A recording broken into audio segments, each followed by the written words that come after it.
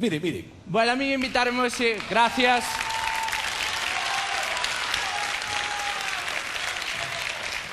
Gracias, boas noites. A mí invitaron hoxe aquí co tema dos ultramarinos. Vente aquí, que ti analizas as cousas, non sei que.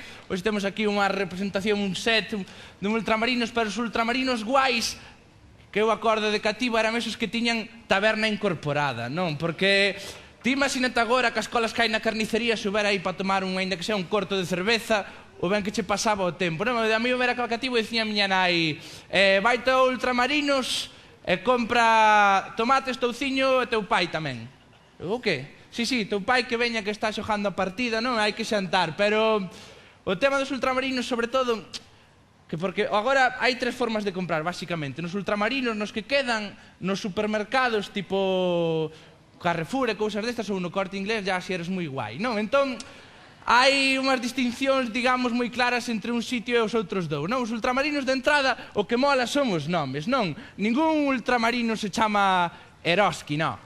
Os ultramarinos chamanse ultramarinos Fina, ultramarinos Carmen, ultramarinos, non? Que chegas ali e tes confianza, sabes con quen vas a falar, non? Ou como moitos se queren ir un pouco de distinguidos, en vez de poñer ultramarinos, poñen alimentación. Alimentación Lolita, e diste, cuidado, puxese Fina, non? Pero non, ti chegas ali e sabes a quen te enfrentas, diste, buenos días, Fina, unha barra de pan. E Fina dache a barra de pan, non é como entras ao supermercado e veñenche con... Que quería? Podes darle algo?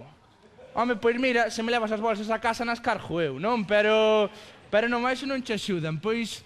Eso é a familiaridade, non? Porque despois hai outro tipo de formas de despachar como no Corte Inglés, non? Que no Corte Inglés moito non te atenden para andar seguido un tipo detrás túa dicíndoche se queres facer a tarxeta do Corte Inglés.